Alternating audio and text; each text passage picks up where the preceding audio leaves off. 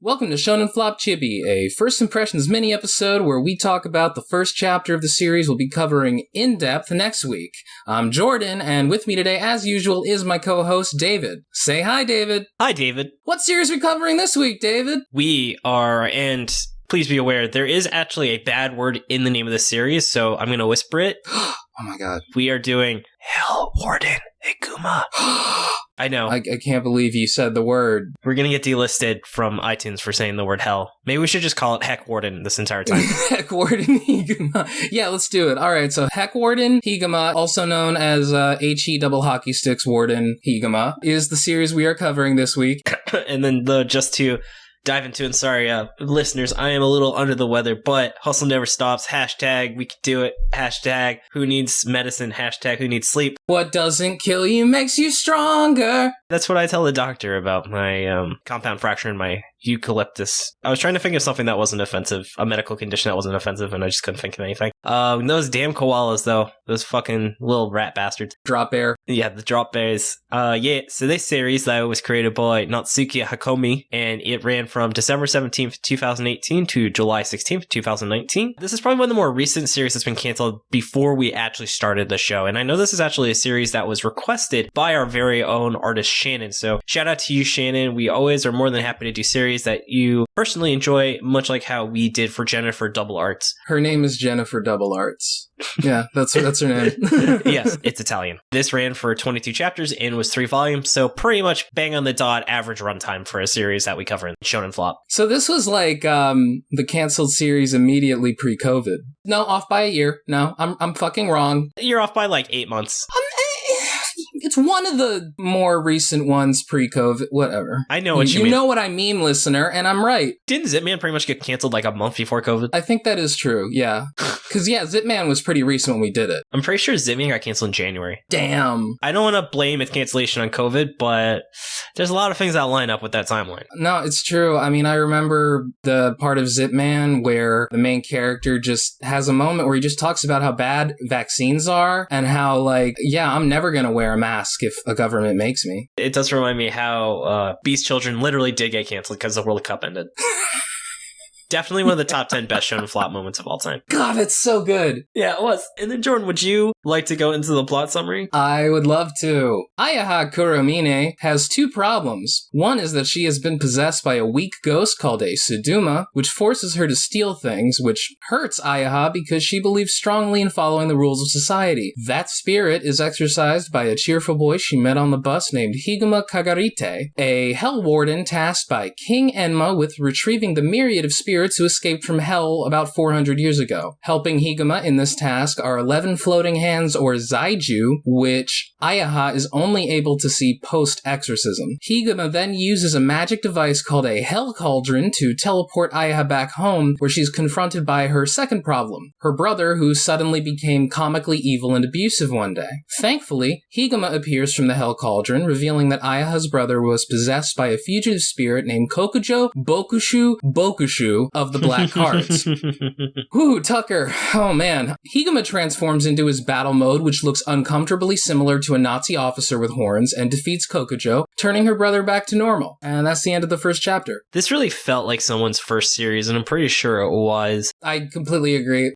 Very rough in pretty much every area. Yeah, but it wasn't like totally poorly done. There is absolutely some potential here. Because, listener, like, I gave you the plot, but like the actual way the comic is structured is Higuma meets Ayaha on a bus. They get off the bus to Higuma's house. She immediately goes home, and then he immediately follows. So, like, the whole thing, the entire events of the comic basically take place in the span of, like, I don't know, like, an hour max or something. The pacing of this comic was really, really weird. Yeah. She was like, oh, I like to steal shit, and then, like, literally 2 pages later, they explain it. It feels like he didn't have enough pages, which is weird, because he had, like, 65 pages to describe what he was doing, and I think he could have. I think what he was trying to do was make it so that it was that fast.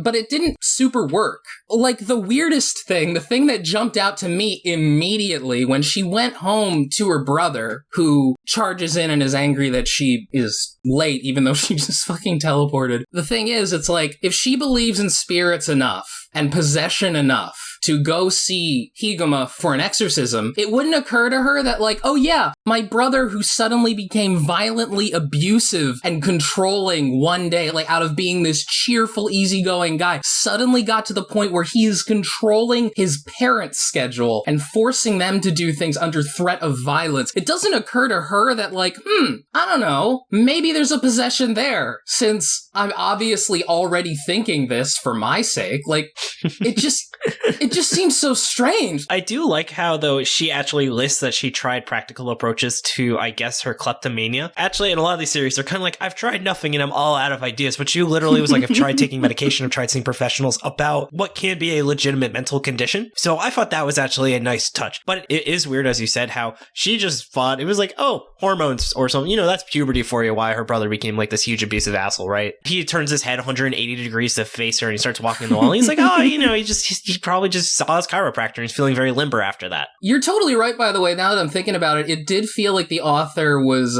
struggling for space, because he doesn't even have the room to give her brother a name. Yeah. And as soon as she, like, asks him, are you a spirit? First of all, she just asks him, are you a possessed ghost? And he's like, you got me.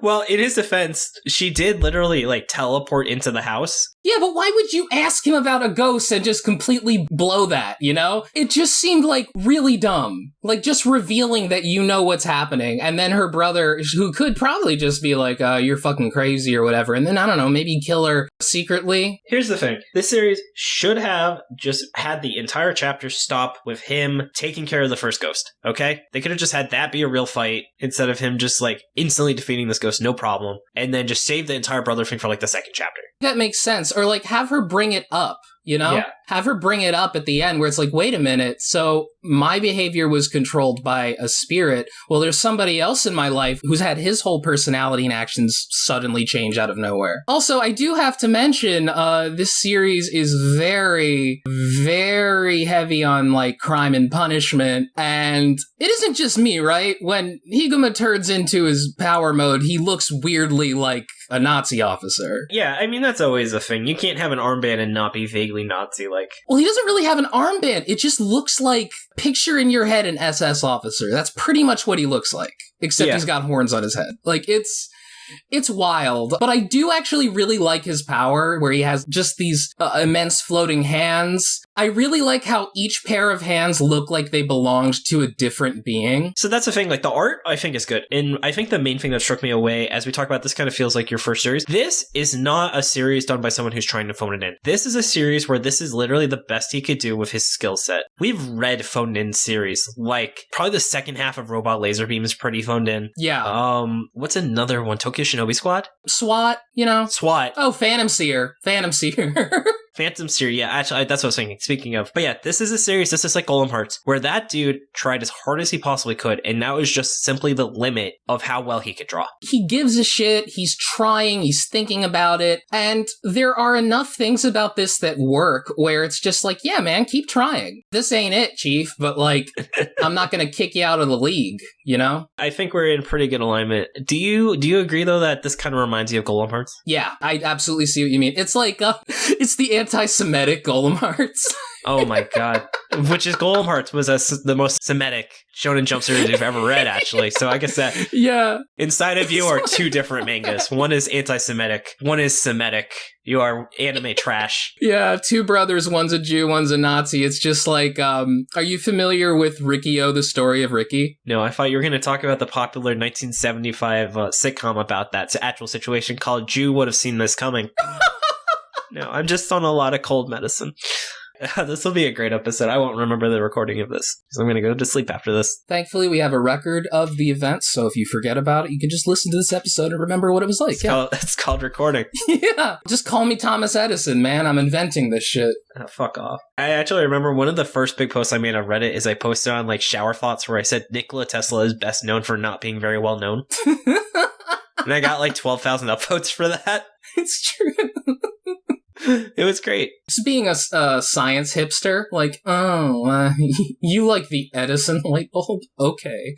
Thief. Oh, you like electricity? Name 3 types of currents. I only like the kind of current that doesn't electrocute elephants. Thank you. Yeah. If I can be direct, Jordan, what are your 3 guesses of where you think this series is going to go next? My alternate ideas on the current trajectory of the series? Okay. Shocking response. Hassan is like right now listening to this and going, this guy fucking gets it. This guy isn't human. I think Adam in the Discord, shout out to you, Adam. He made like a chart of like patterns of like shitty manga and like how there's things like the Sora, sudden final boss. It's really cool, by the way. You can post it in the description actually because it's a really cool sheet he made. It's got like 8 fields. He literally went through everything. It was really, really cool that he made that. I gotta check that out, yeah. We could just make one for us. Be like, did you mention Chainsaw Man? Did you mention Gomez? Did you talk about how nice Hassan is? Yeah, the Shonen Flop drinking game. Yeah, actually, I think that was one of our listener questions, but I don't think we had time for it. But maybe for the next Chibi. So my first guess is that the Zaiju come from defeated demons who are imprisoned in their hands somehow. My second one is there's a particularly evil demon who escaped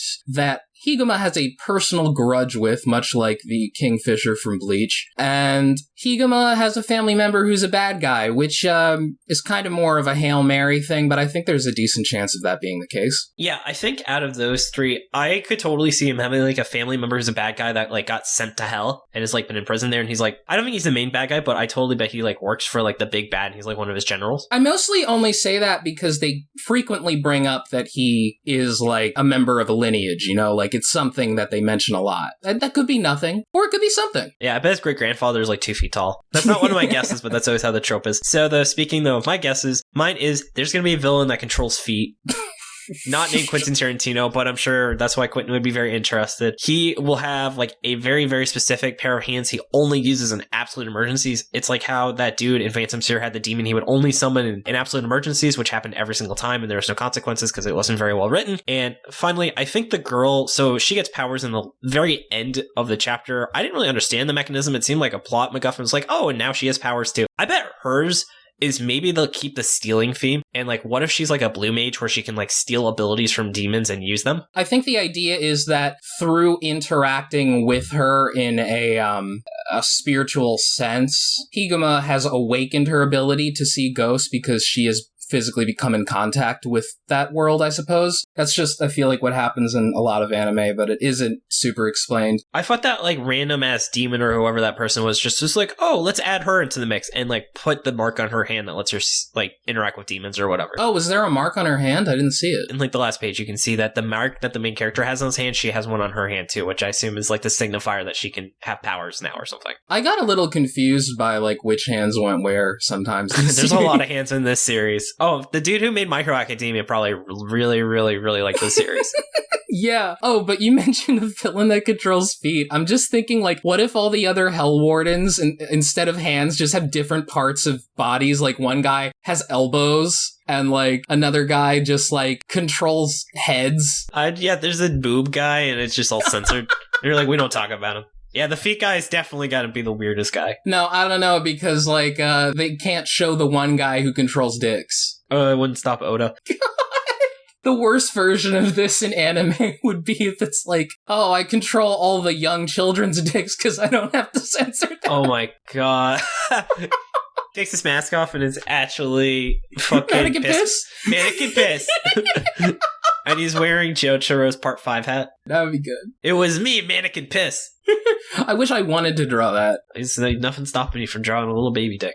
Yeah, except myself. Yeah, speaking of things you're into, would you keep reading this series? Yeah. I'm not, like, super hyped on it, but, like, I'd at least read the next few chapters based on this. I can see it getting better. I feel like it's like a cop-out, because I feel like any series you would always be like, yeah, I would read 2 more chapters. I feel like we should change it. Would you read 10 more chapters of this, where you have to read 10 more chapters if you say yes? Ooh. See, that's where it gets interesting. Yeah, I don't think so. so. I think for the purposes of what this question's supposed to imply, no. I don't think I would. Yeah, me too. I think if it was either read 10 or drop it, I would probably drop it. Sorry, Shane. I mean, I don't hate it. Like, in those 10 chapters, it's very possible that it picks up and gets better. And I don't really hate this chapter. I'd rather read other things. Yeah, like Chainsaw Man again. Yeah, or Hell's Paradise. You mean Hex Paradise? Oh, shit, you're right. Oh, no, I'm gonna get canceled. Fuck. Not to brag, but I have been canceled by 3 different people in the last, 2 weeks. So...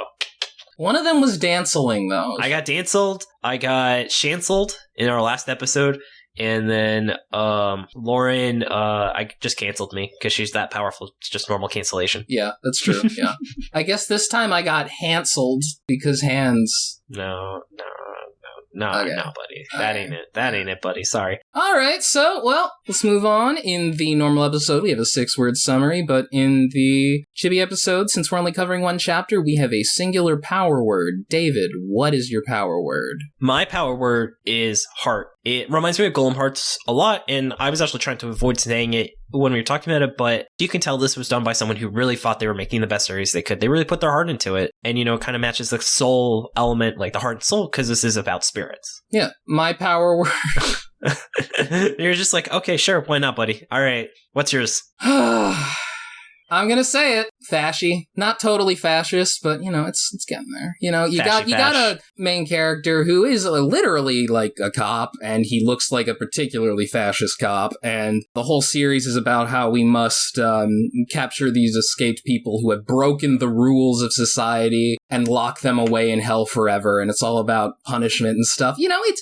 It's not necessarily, super problematic, but it's, heading in that direction in a lot of ways, Yeah, it is. Yeah, there's a lot of proto-fascism. Tokyo Shinobi Squad is definitely way worse. Yeah, I don't think this guy is racist. It's just got a very cool vibe, and it's hard not to emulate it. At least it did not have a moment where it was like, man, you know who we should throw in jail, though? Immigrants. We're having Terrorist Town. Terrorists! Yeah, that's the other thing. The things that are happening are so fantasy-based that it's like, sure, whatever, throw demons in jail in hell. Okay, yeah, I agree, yeah. That makes sense. Yeah. All right. You ready to go to Q&A, buddy? Yeah, let's do it. All right. The first question is one we had been saving because we had to re-reference our notes. And this is from Adam of the amazing Shonen Flop Grid, as I am now going to be calling it. He had asked, if you had to rank Robot Laser Beam pre and post time skip, where would you place it on the list? And so to look at the ranking, we put Robot Laser Beam in 8th place. It was below Cool Shock BT, but above Dark Mage. I would probably move Robot Laser Beam above Cool Shock BT, the pre-time skip, but the post-time skip stuff, man, I would drop that below Zit Man. I was gonna say that. Man, there's a lot of stuff here that I like more than the second half of Robot Laser Beam, kind of significantly. And the second half is extremely racist. It's extremely racist. I'm just gonna fucking put it right above Beast Children. Oh my god. At number 18. I think that actually is one of the things on Adam's list, is the series racist. And I think it was the two he had selected was Robot Laser Beam and Tokyo Shinobi Squad. The thing about RXL, which is so strange, is just that, it just suddenly becomes terrible. Yeah, that's phoning it in, baby. But that was a really good question. Sorry, we needed a little bit of extra time to check it. The next question we have is from Xylon.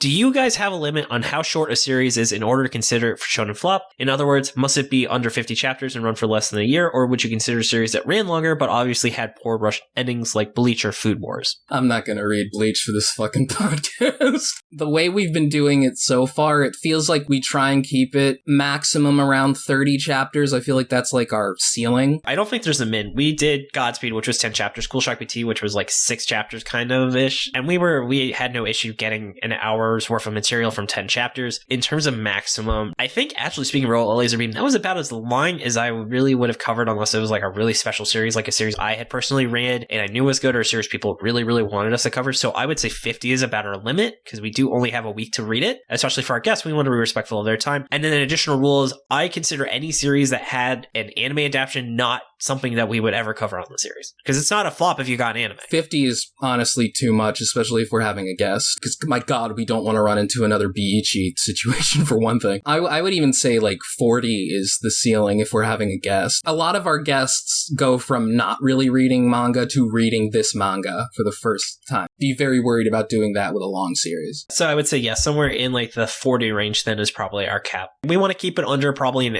hour and a half to 2 hours of reading for our guest. Yeah, we don't want to make this like an arduous thing for guests. Like, Elon Musk is a busy guy. He doesn't have that much time to be on our show. Oh shit, I just spoiled our next week's guest. Sorry. Well, Elon Musk has already read all Shonen Jump series, like, and he keeps up on it. Actually, have we asked Elon Musk to be on it? He does shitpost a lot. He might actually be down. I would not let Elon Musk on our show. I would not do that. That was the problem. Grimes maybe, but not Elon Musk. Understandable. Have a nice day. Yeah. So the next question is from Scott, who said, what inspired the new opening for the podcast that goes harder? So, Jordan, I think that one's purely in your court. It's kind of just the fact that I got better recording equipment, because the original podcast was literally me using a microphone to record my voice and acoustic guitar. Then I got my electric guitar back, and I was able to hook up my electric guitar to a computer, so I was like, why don't I just re-record this and make it better? Yeah, that's pretty much it. Thanks for telling me it goes harder, though. I appreciate that. I really appreciate the new opening and ending theme. I think are fantastic. All right, next we got a double special of 2 quick questions from Coltreg, and he asked, could Moriking defeat SpiderMan? Ooh. Damn. Well, first of all, I don't think they would fight. They would come to an agreement. They would become close friends, I think. But, this is tough. This is tough. I mean, Moriking is the king of the fucking forest. Do spiders fight beetles? I don't know. The author of Moriking didn't really give me that bug fact, and that's where I got most of my bug facts from. So I really don't know. If anybody has a bug fact on how beetles fight against spiders, let me know. I don't know if it's just Luke, but someone keeps asking what anime character Spider-Man could beat up. Suddenly in our Discord, I just had this idea of like, wait a minute. Do you think that Spider-Man could beat up Kid Goku from the beginning of Dragon Ball? That was me. Mm-hmm. Because, like, obviously, there's a point where, no, Spider-Man could absolutely not defeat Kid Goku ever. But, like, was there a point where he could? Yeah, I think he could beat Day 1 Goku. That's kind of where I'm landing. I think he could take Day 1 Kid Goku from, like, episode 1. But, like, when Goku gets the Kamehameha wave, I think that's when it's over. We'll have to call some experts in. Maybe there'll be a fun piece of Patreon content. Yeah, that's what I'm saying. It's, like, a difficult question. Yeah. Don't sue us, Death Battle. Thank you. We're gonna call it, we're gonna call it Intense Skirmish. I don't even know what you're referencing. Which is weird. They call it Death Battle, but they say KO at the end, which makes no sense because they literally show people dying during some of the fights. Oh, Death Battle. Okay. Yeah. I thought you were saying death, like Def Jam. Oh, we just have 2 hard of hearing people fight each other for our entertainment. That's why I was confused. You scum. And then the other question Luke sent in is, Monkey D. Luffy's made out of rubber. How did that happen? David, no, you're saying it wrong. Let me try saying it again. He's made of rubber. How did that happen? Yo ho ho, he took a bite of gum gum. Guy go. You got it, yeah. Still got it. Still got it. And then the last question is from Trafalgar Wolfwood. What is your favorite flopped protagonist? Ooh. Besides Mannequin Piss, yeah, of course. Besides Mannequin Piss, that's not even like a fair comparison. He literally can pee anytime he wants. I've been thinking about this. I've actually been thinking a lot about like Sui from Double Arts. I actually really like her, although she's not really like a protagonist. She's kind of a secondary supporting protagonist. I gotta go with the main character of Zip Man. I really like him. Really? Yeah. I think I like the main character, Samurai 8. You know, he had a really hard life, you know, and he just really got through just really, really trying his best, turning his life around, really saving the universe and sacrificing himself. I see that. Hachimaru, yeah. No, yeah. Absolutely. I completely get that. Hachimaru is great. One of these days we're going to have to discuss who's the best manga dad in the series we've read. Might still be the Golem Hearts guy. Yeah, he was such a caring dad. Oh, Adam, if you're listening, that's in our column for the series, is Quality Dad. Actually, the best dad might be the fucking Samurai 8 dad. Now that I'm thinking about it, yeah. He did sacrifice a lot. And it was also kind of a realistic father relationship where, like, Hachimaru didn't just head over heels love his dad the way that, like, the Golem from Golem Hearts did. No, he had, like, complicated feelings towards him, even though everything his dad was doing was out of love. It just felt a lot more realistic. That's fair. Mm-hmm. Those were some great questions. Thank you, everyone sent it in. If you ever want to have your question featured on the show, feel free to send us an email, shonenflop@gmail.com, tweet us at shonenflopcast, or post on the Discord where we have a dedicated question answer section, and you might just get featured on the show. Hell yeah. We'd love to have more questions. Be sure to come join our Discord too. It's a lot of fun. We got like a nice big community there, and we'd love to have you. We just started a networking channel, so we're even seeing people just be guests on each other's show just purely through knowing each other through our Discord. We have over 200 people in it now, which has been really exciting to see it grow. Absolutely nuts. Just unbelievable. All right. Well, with that, thanks for listening today, everybody. David? Keep on flopping, floppers. Bye. Bye.